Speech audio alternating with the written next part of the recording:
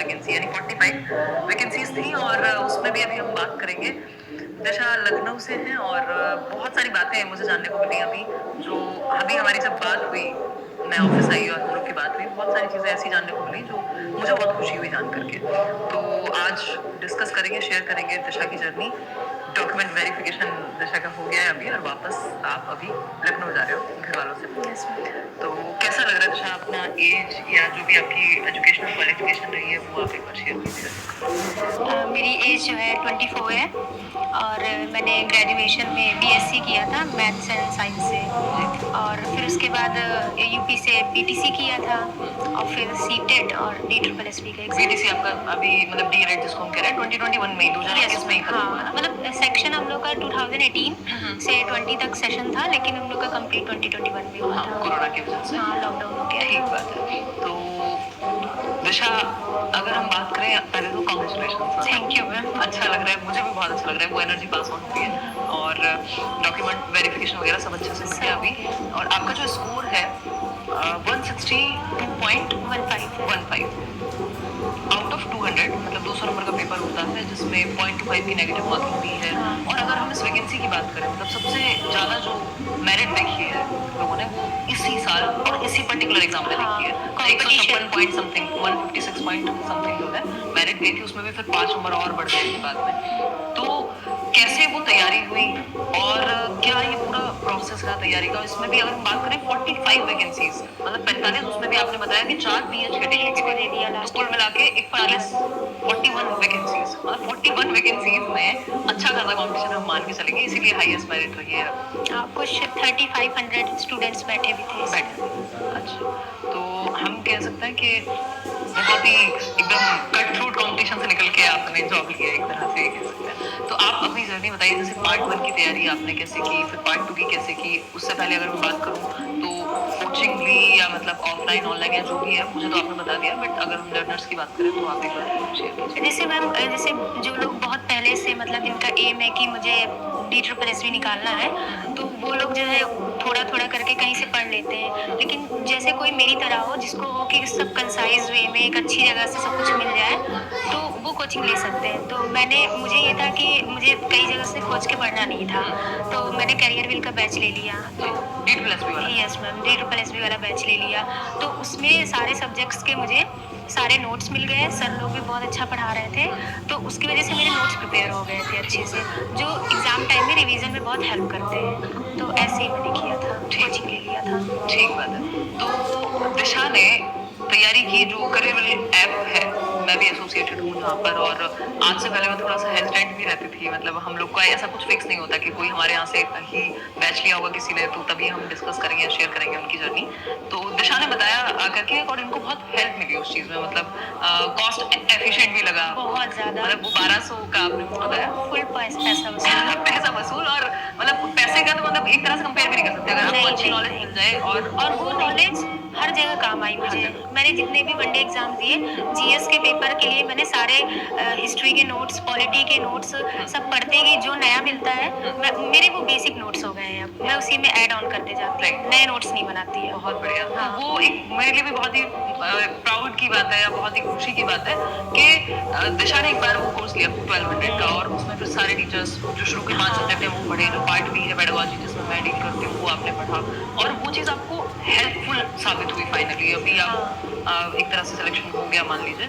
और तो पार्ट आप पूरा अपना बताइए कि जो 5 सब्जेक्ट है उसमें कैसे कैसे आपकी तैयारी रही और कैसे आपने नोट्स बनाए, क्या किया?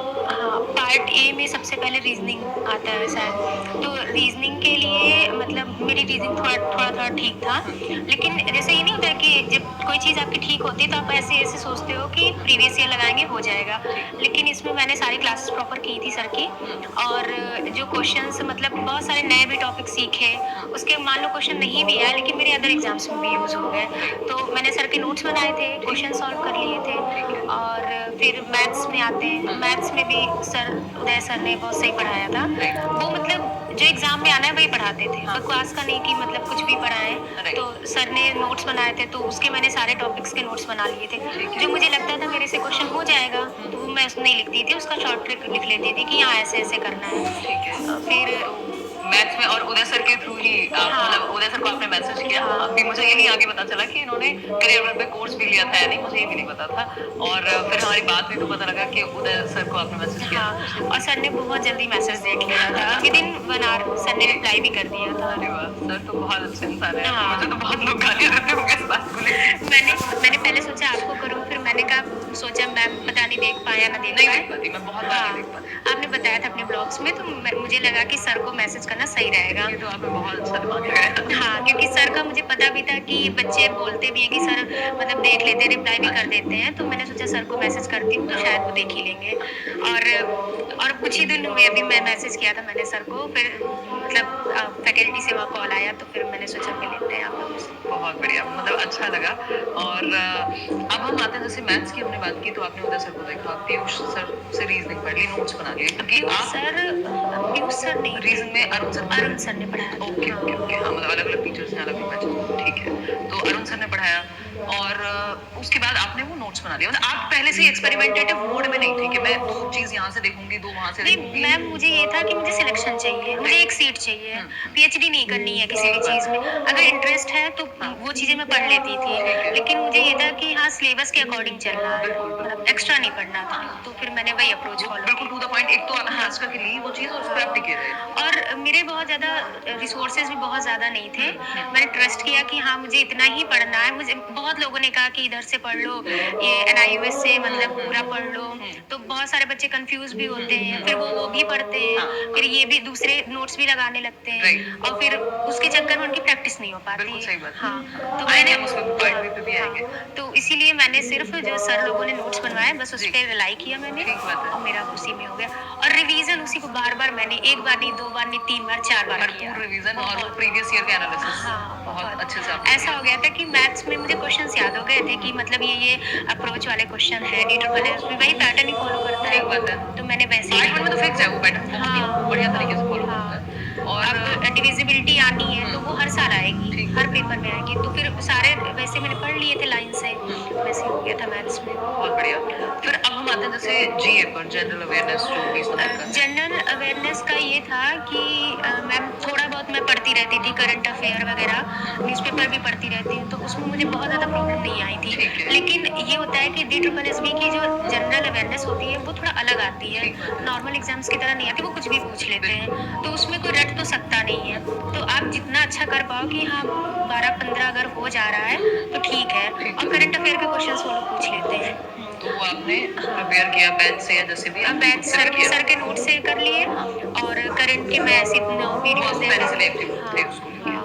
ठीक है। नहीं, लेकिन मैंने ये नहीं किया कि मैंने पढ़ा ही नहीं सर के नोट्स वगैरह। इकोनॉमिक्स के नोट्स थे, सारे मैंने एक बार पढ़ लिया था सारा कुछ। अच्छा। हाँ, मतलब नोट्स मैंने सारे पढ़े थे सबके। फिर इसके बाद आपका आता है इंग्लिश और हिंदी। हाँ, हिंदी का अरुण सर का मैंने मतलब उन्होंने बहुत सही हिंदी पढ़ाई जी। है। मतलब अगर उतनी ही हिंदी कोई अदर एग्जाम्स के लिए भी पढ़ ले, पूरा उसका क्लियर होता है। मतलब उन्होंने बहुत टॉपिक्स में इतने सारे एग्जाम्पल लिखा दिए। एक मतलब अगर कोई डेफिनेशन है, अगर संज्ञा सर्वनाम कुछ भी है, तो उसकी 5 डेफिनेशन लिखवा दी है, जिसमें आप समझ पाओ। बहुत अच्छा पढ़ाया। तो हिंदी में मैंने उनके सारे नोट्स रिवाइज किए थे बार-बार। और इंग्लिश में तो कुछ प्रेडिक्टेबल होता नहीं है, मतलब कुछ भी आता है। तो सर के थोड़े बहुत नोट्स किए थे और 1-2 बुक्स थोड़ा पढ़ ली थी। एक्चुअली हमारे यहाँ 3 सर हैं बैच में अगर देखें तो। हाँ, हाँ, हाँ। इंग्लिश वाले सर का नाम शायद अभी अरुण मुझे गौतम सर। हाँ, हाँ, हाँ, अरुण गौतम सर है शायद। तो बस वही मैंने नोट्स किए थे, और थोड़ा बहुत मतलब जैसे वन वर्ड सब्स्टिट्यूशन वगैरह ये सब खुद से कर लिए थे बुक से इंग्लिश की। बहुत बढ़िया। तो ये रही आपकी फर्स्ट पार्ट की प्रिपरेशन। हाँ। और आपने ऑनलाइन मॉक टेस्ट के फॉर्म में अटेम्प्ट किए थे हाँ, क्वेश्चंस, PY अलग-अलग वेबसाइट्स पे जाके प्रीवियस ईयर क्वेश्चंस हाँ, पे। नहीं मैंने मैम पता है मॉक टेस्ट ऐसे वैसे किसी के भी नहीं दिए थे। अच्छा। मैंने सिर्फ प्रीवियस ईयर किए थे, क्योंकि उस लेवल का कोई बना नहीं पाता है। बिल्कुल सच है ये। चलो फर्स्ट पार्ट में वो बना देंगे, हाँ। लेकिन सेकंड पार्ट नहीं बना बिल्कुल पाएंगे। सही बात है। हाँ, क्योंकि वो डिपार्टमेंट अपने हिसाब से ही क्वेश्चन सेट करता है। और तो अनप्रेडिक्टेबिलिटी। हाँ, तो मैंने 1-2 दिए, मेरे नंबर बहुत अच्छे आए, लेकिन अंदर से फील नहीं हुआ कि हाँ, क्योंकि प्रीवियस ईयर का लेवल अलग था बिल्कुल। और ये लोग उस लेवल का बना नहीं पा रहे थे। राइट, या तो फिर वो अंत में वही बात पहुंच जाती है कि या तो कोई इस तरह से अटपटा उसको बना देगा कि हाँ। उनके बैच में आप जाके एनरोल कर लो, वहां से शायद तैयारी हो जाएगी। हाँ। या फिर वो बिल्कुल ही इजी हो जाएगा, मतलब वो एग्जैक्टली हाँ, मैंने दिए थे 6-7 मॉक मैंने स्टार्टिंग में दिए, तो मेरे नंबर बहुत अच्छे आ रहे थे। पर मुझे लगा था कि हाँ, इतना ईज़ी तो नहीं आएगा। तो फिर मैंने कहा फिर कोई मतलब नहीं, खुश होने के लिए थोड़ी ना पेपर देने जा रहे हैं। तो फिर मैंने कहा कि प्रीवियस ईयर इतने सारे पड़े हैं, 2019 लगाओ, 18 लगाओ और भी सारे, इतना भी नहीं लगा पाएगा अगर कोई लगाने सही बात है। बैठेगा। और ऑनलाइन भी आई थिंक अगर मतलब वो मिल जाएंगे आपको, अगर आप अटेम्प्ट कर पाओ। सारे आराम से मिल जाते हैं। तो मैंने टाइम मतलब मैनेजमेंट की दिक्कत भी वहाँ से खत्म हो गई होगी, बिल्कुल, प्रैक्टिस इतनी बार की। बिल्कुल, पहले दिन दिक्कत आएगी, हर किसी को आएगी, डरना नहीं चाहिए कि हाँ, अगले दिन नहीं हो पाएगा, ठीक मेरा भी है। धीरे-धीरे हुआ था। मॉक में कितना स्कोर आ रहा होगा फिर याद, मतलब प्रीवियस ईयर एनालिसिस के क्वेश्चंस के? जितने एग्ज़ाम में आए उतने तो नहीं आ रहे थे, हाँ, लेकिन मेरा ये था कि कभी कभी 160 आ जाता था, अच्छा। कभी 150 आ जाता था, कभी बहुत खराब हो जाता था, तो वैसे मतलब बड़ी चेंज दिक्कत होता है। रहा, हाँ। लेकिन बाद में धीरे-धीरे बन गया था कि हाँ, 140 से कम नहीं आ रहे थे। ठीक बात है। हाँ, और लेकिन जैसे 2018 वाले में तो उसमें मेरे आ रहे थे 132 भी आ जाता था, कभी 141 आ जाता था, ऐसे ही आ रहे थे। मतलब पेपर पे डिपेंड कर रहा था। ठीक बात है। और ये जो आपकी सारी डीएलएड तक की पढ़ाई थी वो सब लखनऊ से ही हुई है? हाँ, सब लखनऊ से। ठीक बात है। अब हम आते हैं पार्ट बी पे, हाँ। मतलब जिसको लेके बहुत ही डर का माहौल भी है, हर किसी को चाणक्य बनना है उसमें, मतलब जो मैंने अभी फील किया है बहुत सारे लर्नर्स से मिलके भी और देख करके भी इंटरनेट पे, तो मतलब वहाँ ऐसे वाला माहौल है कि मतलब वो एक नेगेटिविटी या तो क्रिएट कर दी गई है या पता नहीं क्या आएगा, थोड़ा सा अनप्रेडिक्टेबल है भी डी प्लस भी, जो कि वन ऑफ द रीजंस है कि थोड़ा सा घबराहट या इंसान सोचता है कि पता नहीं क्या आएगा, क्या हाँ, पढ़ूं। तो इसमें कई सारी चीजें एक साथ मिक्स होके वो पूरा कंफ्यूजिंग स्टेट में एक लर्नर, अगर कोई भी आज की डेट में डी प्लस में पीआरटी की तैयारी करने जाएगा तो उसके दिमाग में सबसे पहले टेंशन पार्ट बी को लेके आती है। वो लोग सोचते हैं कि कहाँ से पढ़ें, क्या-क्या याद कर लें। हाँ, और जो मैं पढ़ रहा हूँ वो सही भी है कि नहीं, वो आएगा भी कि नहीं, अब ये सबसे बड़ा मिसट्रस्ट है एक तरह का। तो वो पार्ट बी की तैयारी आपने कैसे की और आपने खुद को उस टाइम पे कैसे, मतलब क्या कहें उसको, कि वो पेशेंस रख के और एक वो विश्वास दिखा के कैसे वो चीजें हाँ, कैसे? पार्ट बी में ही मुझे थोड़ा वो लगा था कि एक बार को लिए मतलब सब लोग कह रहे थे कि मतलब इतने से नहीं होगा, इतना आप कंसाइज़ली पढ़ रहे हो, 1 कॉपी 2 कॉपी पढ़ रहे हो, उतने से नहीं होगा। बच्चे पता नहीं DSSB, NIOS से पूछता है, इग्नू नोट से पूछता है और 3-4 बुक्स लोगों ने बताई थी मुझे। पर मेरा ये था कि क्वेश्चन कहीं से भी आएगा, बेसिक कॉन्सेप्ट तो सेम रहेगा बिल्कुल सही बात और ये चीज़ हम लोग की सीटेट से ही शुरू हो जाती है, सारी थ्योरीज़ जो होती हैं। तो मैं पहले सीटेट में भी मैंने जो है आपके वीडियोज़ से मतलब मेरा था कि रटने में बहुत दिक्कत होती है। तो फिर वीडियोज़ वही देखे सीटेट के, फिर मैंने सोचा कि अगर बेसिक कॉन्सेप्ट इधर से क्लियर हो रहा है, तो वीडियो से पढ़ूँगी तो मेरा हो जाएगा। मैंने वही सारे नोट्स बनाए थे आपके वीडियोज़ से, तो फिर एग्ज़ाम हो नहीं पाया हम लोग का। फिर जब आई नोटिस आई तो फिर मैंने नोट्स सारे रिवाइज़ कर लिए, ठीक है। बाकी जो बचा था थोड़ा बहुत रिवाइक्यू से हो गया था मेरा। ओके। हुँ। तो आपने मतलब वो बैच से भी